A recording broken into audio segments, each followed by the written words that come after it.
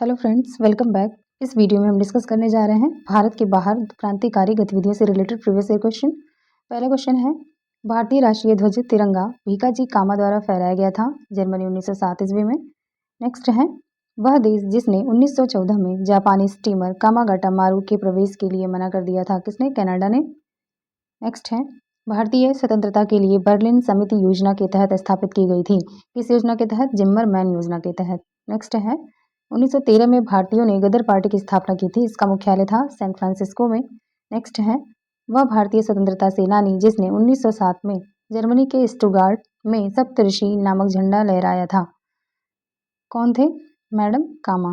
Next, Sohan Singh Bhakna 1913 में संयुक्त राज्य अमेरिका में भारतीयों द्वारा स्थापित डैश के पहले अध्यक्ष थे, किसके? गदर पार्टी के। नेक्स्ट है, कामागाटा मारू घटना डैश से संबंधित थी, किससे? भारतीय स्वतंत्रता संग्राम से। नेक्स्ट है, जो तिरंगा झंडा स्टुटगार्ट में मैडम कामा ने फहराया था उसे चोरी छिपे ब्रिटिश भारत में लाया था, किसने? इंदुलाल याग्निक ने। नेक्स्ट है, प्रथम महायुद्ध के दौरान कहाँ पर भारत की एक अंतिम सरकार बनी थी जिसके प्रेसिडेंट राजा महेंद्र प्रताप थे? अफगानिस्तान में बनी थी। नेक्स्ट है, कामागाटा मारू था, क्या था? कनाडा की यात्रा पर निकला एक जलपोत था। नेक्स्ट है, संयुक्त राज्य अमेरिका में भारतीय क्रांतिकारियों द्वारा प्रकाशित किया जाने वाला पत्र गदर कितनी भाषाओं में निकाला जाता था? 4 भाषाओं में निकाला जाता था। अगला है, सोहन सिंह भाकना और हरदयाल मुख्य रूप से डैश संगठन से जुड़े थे, कौन से संगठन से? गदर पार्टी से।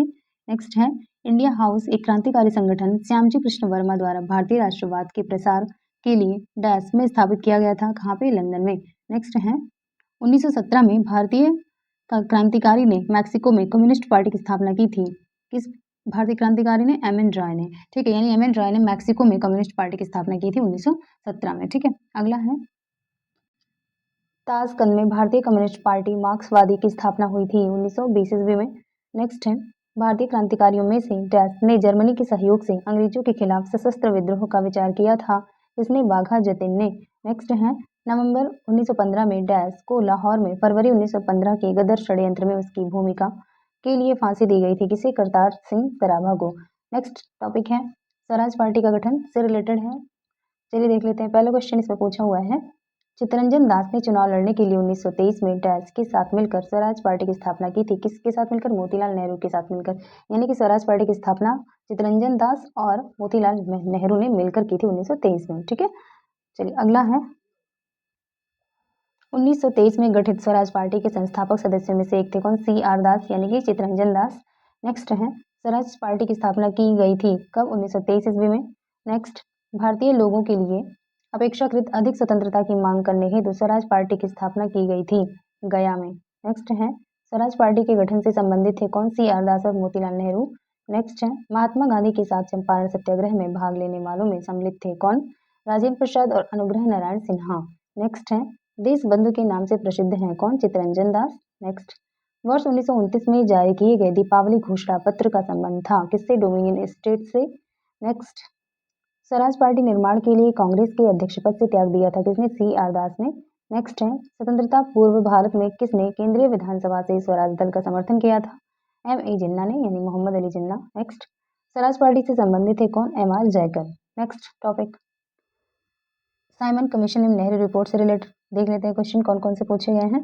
पहला है, 1928 के साइमन कमीशन विरोधी आंदोलन में जख्मी होने के कारण डैश महान नेता की मृत्यु हुई थी, किसकी? लाला लाजपत राय की। नेक्स्ट है, नेहरू रिपोर्ट 1928 संबंधित थी संवैधानिक ढांचे से। नेक्स्ट है, डैश यूनाइटेड किंगडम से संसद के 7 सदस्यों का एक समूह था जिसे ब्रिटिश भारत के लिए संवैधानिक सुधारों का सुझाव देने के लिए गठित किया गया था, क्या? साइमन आयोग, यानी साइमन आयोग यूनाइटेड किंगडम से संसद के 7 सदस्यों का एक समूह था, ठीक है, जो कि ब्रिटिश भारत के संवैधानिक सुधारों का सुझाव देने के लिए गठित किया गया था। इसमें एक भी भारतीय नहीं था, इस नाते से इसका जो है भारत में विरोध किया गया था, ठीक है, और साइमन गो बैक के नारे लगाए गए थे। चलिए अगला है, ब्रिटिश सरकार द्वारा भेजे गए साइमन कमीशन का बहिष्कार किया गया क्योंकि कमीशन में कोई भी भारतीय सदस्य नहीं था। नेक्स्ट है, भारतीय सांविधिक आयोग 1928 की अध्यक्षता की थी सर जॉन साइमन ने। नेक्स्ट, साइमन कमीशन भारत आया 1928 में, गठन हुआ था 1927 में, आया भारत 1928 में। साइमन कमीशन का सदस्य नहीं था जेम्स ए स्कॉट। अब 7 सदस्यों में कौन नहीं था, ये याद करने का विषय है कि 7 सदस्य कौन कौन से थे, ठीक है। साइमन आयोग का 1927 में बहिष्कार किया गया क्योंकि आयोग में कोई भी भारतीय मूल का सदस्य नहीं था। Okay next. उत्तर प्रदेश से कुछ जिलों को अलग कर उत्तराखंड का गठन किया गया था कब? 9 नवंबर 2000 को। नेक्स्ट है, साइमन कमीशन ने यात्रा नहीं की थी किसकी? ग्वालियर की। नेक्स्ट है, किसके सुझाव पर भारतीयों को साइमन कमीशन से बाहर रखा गया? Lord Irwin. नेक्स्ट, सर्वप्रथम भारत के लिए औपनिवेशिक स्वराज की मांग किसने की थी? सर तेज बहादुर सप्रू और जयकर ने। नेक्स्ट है, साइमन गो बैक के नारे का निर्माण किया था किसने? यूसुफ मेहर अली ने। अगला, फरवरी 1928 में आयोजित सर्वदलीय सम्मेलन के अध्यक्ष थे कौन? Doctor M A Ansari. Next topic है कांग्रेस का लाहौर अधिवेशन एवं पूर्ण स्वराज 1929। पहला क्वेश्चन है इससे रिलेटेड, पूर्ण स्वराज का प्रस्ताव पारित हुआ था तब भारतीय राष्ट्रीय कांग्रेस के अध्यक्ष थे कौन? जवाहरलाल नेहरू। नेक्स्ट है, भारतीय राष्ट्रीय कांग्रेस का अधिवेशन जिसमें संपूर्ण स्वाधीनता की शपथ ली गई थी, लाहौर अधिवेशन 1929 में। नेक्स्ट है, 1929 में कांग्रेस के लाहौर अधिवेशन में पारित संकल्प में शामिल नहीं था, क्या नहीं शामिल था? अस्पृश्यता उन्मूलन। नेक्स्ट है, 31 दिसंबर 1929 को अर्धरात्रि में भारतीय राष्ट्रीय ध्वज को फहराया था किसने? जवाहरलाल नेहरू ने। नेक्स्ट है, सभी ने अवज्ञा आंदोलन एवं दांडी मार्च से रिलेटेड वेरी इंपॉर्टेंट टॉपिक। पहला क्वेश्चन है, महात्मा गांधी ने 12 मार्च 1930 को नमक आंदोलन की शुरुआत डैश से की थी? कहाँ से? साबरमती से की थी। अगला है, वर्ष 1930 में सी राजगोपालाचारी ने डैश पर कानून तोड़ा था, तो सी राजगोपालाचारी ने नमक कानून कहाँ तोड़ा था? वेदारण्यम में, ठीक है, 1930 में। अगला है, तमिलनाडु में नमक सत्याग्रह आंदोलन किया था किसने? सी राजगोपालाचारी ने। नेक्स्ट है, नमक सत्याग्रह आंदोलन के लिए महात्मा गांधी ने लगभग की डैश दूरी तय की थी कितनी? 241 मील, 241 मील याद रखिएगा। नेक्स्ट है, खान अब्दुल गफ्फार खान डैश क्षेत्र के पश्तून यानी पठान नेता थे, कहाँ के? उत्तर पश्चिम सीमा प्रांत के। नेक्स्ट है, दांडी, महात्मा गांधी के नेतृत्व में दांडी नमक मार्च का गंतव्य डैश राज्य में स्थित है, कहाँ? गुजरात में है। नेक्स्ट है, दांडी नमक यात्रा के दौरान डैश सामाजिक कार्यकर्ता ने गांधी जी को आंदोलनों को केवल पुरुषों तक सीमित न रखने के लिए राजी किया था किसने? कमला देवी चट्टोपाध्याय ने।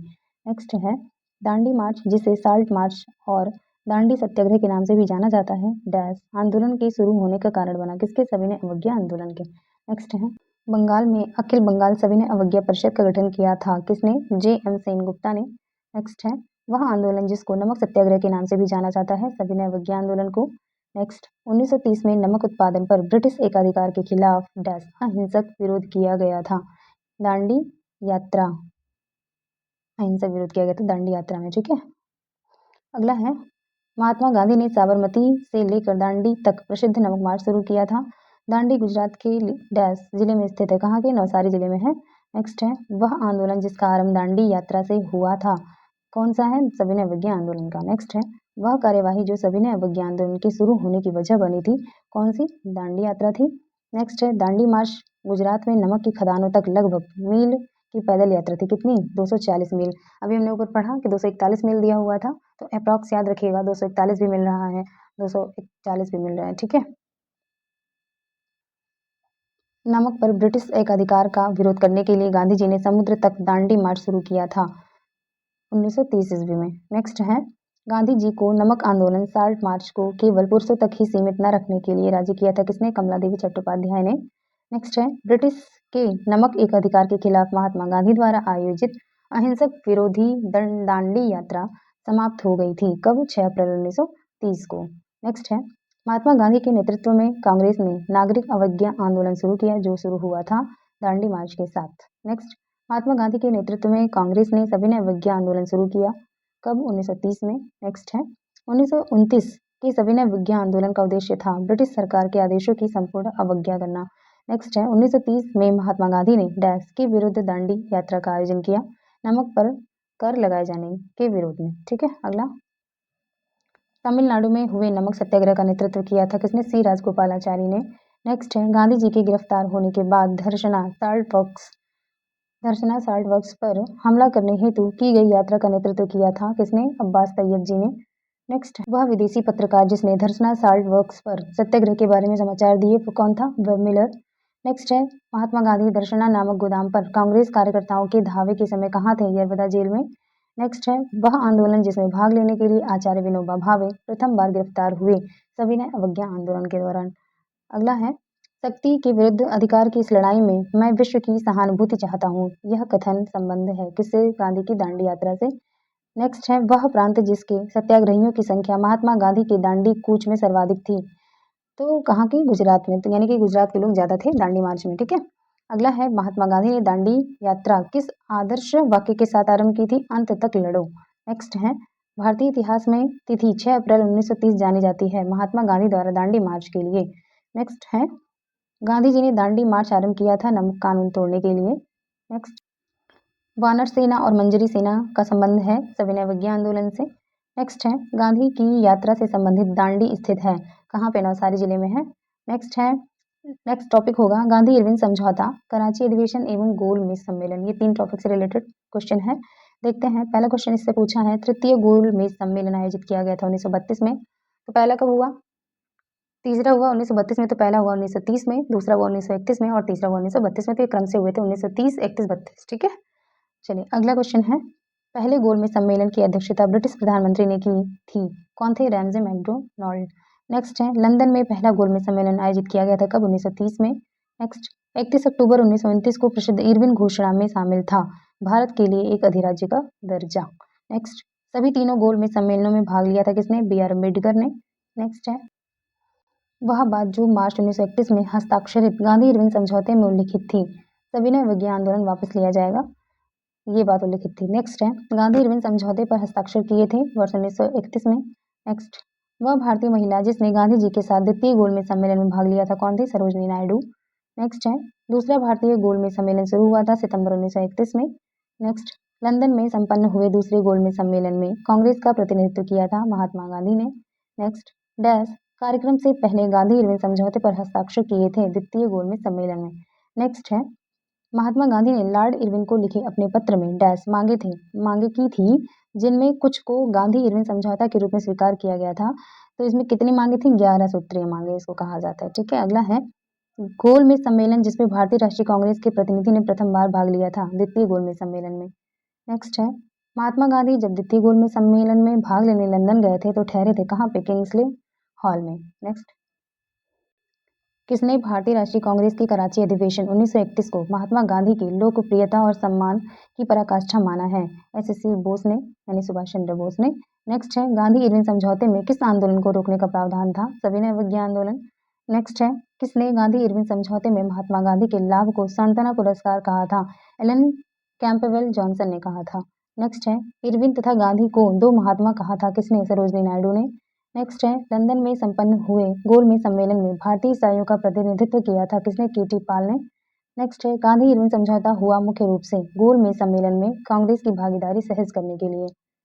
नेक्स्ट टॉपिक होगा सांप्रदायिक अधिनिर्णय एवं पूना समझौता। इससे रिलेटेड पहला क्वेश्चन है, पूना समझौता 1932 पर हस्ताक्षर हुए थे डॉक्टर B.R. अम्बेडकर और महात्मा गांधी के बीच। नेक्स्ट है, गांधी जी और डॉक्टर B.R. अम्बेडकर के बीच हुए पूना समझौता या पूना पैक्ट पर हस्ताक्षर किए गए थे 24 सितंबर 1932 ईस्वी को। नेक्स्ट है, भारतीय स्वतंत्रता आंदोलन के दौरान 1932 में ग्रेट ब्रिटेन के डैश प्रधानमंत्री ने सांप्रदायिक पुरस्कार की घोषणा की थी? जेम्स रैमजे मैकडोनाल्ड ने। ठीक है। अगला है, हरिजनों के लिए पृथक निर्वाचक मंडल की व्यवस्था को डैश के तहत उनके लिए सीटों के आरक्षण से बदल दिया जाता था। तो क्वेश्चन क्या हो गया हमारा? हरिजनों के लिए पृथक निर्वाचन मंडल की व्यवस्था को पूना समझौता के तहत उनके लिए सीटों के आरक्षण से बदल दिया जाता था। ठीक है। अगला है, पूना समझौता या पूना पैक्ट का संबंध था पिछड़े वर्गों के लिए चुनावी सीटों के आरक्षण से। नेक्स्ट है, क्या आप मुझे एक भी स्वतंत्र देश दिखा सकते हैं जहां पृथक मताधिकार हो? अंग्रेज जा चुके हैं परंतु वे शरारत छोड़ गए हैं। उपरोक्त वाक्य को संविधान सभा के बहस में कहा था किसने? सरदार वल्लभ भाई पटेल ने कहा था। ओके। अगला है, 1932 में पूना पैक्ट के बाद हरिजन सेवक संघ की स्थापना हुई। इसके अध्यक्ष थे कौन? घनश्याम दास बिरला। नेक्स्ट है, महात्मा गांधी क्षणिक भूत की भांति धूल उठाते हैं लेकिन अस्तर नहीं, यह कहा था किसने? Doctor B.R. अम्बेडकर ने कहा था। अगला है, महात्मा गांधी ने अखिल भारतीय हरिजन सेवक संघ की स्थापना की थी कब? 1932 में। नेक्स्ट है, 1932 में हस्ताक्षरित पूना समझौता महात्मा गांधी और डैश के बीच हुआ एक समझौता था जिसके बाद महात्मा गांधी ने अपना अनशन समाप्त किया था। तो पूना पैक्ट किसके मध्य हुआ था? महात्मा गांधी और डॉक्टर बी आर अम्बेडकर के मध्य हुआ था। अगला है, वर्ष 1932 में महात्मा गांधी ने ब्रिटिश सरकार की भारत की निर्वाचन प्रणाली को जातिगत आधार पर पृथक करने के फैसले के विरोध में डैश जेल में भूख हड़ताल की थी। कौन से जेल में? यरवदा जेल में। नेक्स्ट है, जनवरी 1931 में महात्मा गांधी की जेल से रिहाई के बाद कांग्रेस नेताओं ने भविष्य की कार्रवाई की योजना बनाने के लिए मुलाकात की इलाहाबाद में। नेक्स्ट है, 1930 में दलित वर्ग संघ की स्थापना की थी। किसने? डॉक्टर बी आर अम्बेडकर ने। नेक्स्ट है, राज्य के नीति निदेशक तत्व की उत्पत्ति डैश खोजी जा सकती है कराची प्रस्ताव में। ठीक है, अगला टॉपिक होगा हमारा, नेक्स्ट टॉपिक है कांग्रेस समाजवादी पार्टी।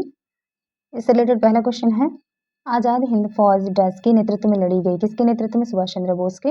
नेक्स्ट है, 1934 में स्थापित कांग्रेस सोशलिस्ट पार्टी के संस्थापकों में से एक थे। कौन? जयप्रकाश नारायण। नेक्स्ट, वह भारतीय राष्ट्रीय कांग्रेस का अधिवेशन जिसमें जवाहरलाल नेहरू ने समाजवाद को भारत की समस्याओं को हल करने की कुंजी बताया। किसने बताया था? लखनऊ में। नेक्स्ट है, मैं एक समाजवादी और गणतंत्रवादी हूँ और मुझे राजाओं और राजकुमारों में विश्वास नहीं है। यह वक्तव्य संबंधित है किससे? जवाहरलाल नेहरू से। नेक्स्ट है, भारत में साम्यवाद का उच्चतम पुजारी कहा गया है। किसे? जवाहरलाल नेहरू को। नेक्स्ट है, प्रथम अखिल भारतीय समाजवादी युवा कांग्रेस के सभापति थे। कौन? जवाहरलाल नेहरू। नेक्स्ट टॉपिक है प्रांतीय चुनाव तथा मंत्रिमंडलों का गठन से रिलेटेड क्वेश्चन। पहला क्वेश्चन है, वह घटना जिसको कलकत्ता हत्याकांड के रूप में जाना जाता है सीधी कार्यवाही दिवस के रूप में। अगला है, प्रांतीय चुनाव प्रोविंशियल इलेक्शंस डैश साल में ब्रिटिश भारत में आयोजित किए गए थे। 1936-37 में। नेक्स्ट है, ब्रिटिश भारत शासन के अधीन 1937 के प्रांतीय चुनाव के दौरान पंजाब राज्य में सरकार बनी थी। किसकी? यूनियनिस्ट पार्टी की। नेक्स्ट है, 1925 में केंद्रीय विधानसभा का प्रथम निर्वाचित अध्यक्ष था। कौन? विट्ठल भाई पटेल। नेक्स्ट है, 1940 के रामगढ़ कांग्रेस की अध्यक्षता की थी। किसने? मौलाना अबुल कलाम आजाद ने। नेक्स्ट है, 1937 में प्रांतों में मंत्रिमंडल के निर्माण के उपरांत कांग्रेस शासन की अवधि थी 28 महीने। नेक्स्ट है, प्रांत जहां 1937 के आम चुनाव के बाद भारतीय राष्ट्रीय कांग्रेस ने अपनी सरकार नहीं बनाई थी। कहां पे? बंगाल में। नेक्स्ट है, 1937 के चुनाव के पश्चात यूपी में गठित मंत्रिमंडल में वित्त विभाग सौंपा गया था। किसे? रफी अहमद किदवई को। नेक्स्ट टॉपिक है कांग्रेस का त्रिपुरी अधिवेशन एवं फॉरवर्ड ब्लॉक का गठन। इससे रिलेटेड एक ही क्वेश्चन यहाँ दिया हुआ है, कांग्रेस पार्टी छोड़ने के बाद सुभाष चंद्र बोस द्वारा गठित राजनीतिक दल का नाम क्या है? All India forward block. Okay, next है देसी रियासतों का संघर्ष से रिलेटेड है। पहला क्वेश्चन है इसमें, भारत की स्वतंत्रता के समय डैश रियासतें आधिकारिक तौर पर मान्यता प्राप्त मौजूद थी। कितनी? 5 रियासतें थी। नेक्स्ट, यानी कि देसी राज्यों में से यथावत समझौते का पक्षधर था। कौन? हैदराबाद। नेक्स्ट है, भारत के देसी राज्यों के संबंध में अहस्तक्षेप नीति के लिए रेखांकित किया जाता है सर जॉन शोर को। नेक्स्ट है, देश में 562 रियासतों को एकीकृत करके भारत के राजनीतिक एकीकरण का श्रेय दिया जाता है किसे? वल्लभ भाई झावेर भाई पटेल को। ओके फ्रेंड्स, मिलते हैं नेक्स्ट वीडियो में। वीडियो अच्छी लगी तो please do like share and subscribe my channel. Thanks for watching.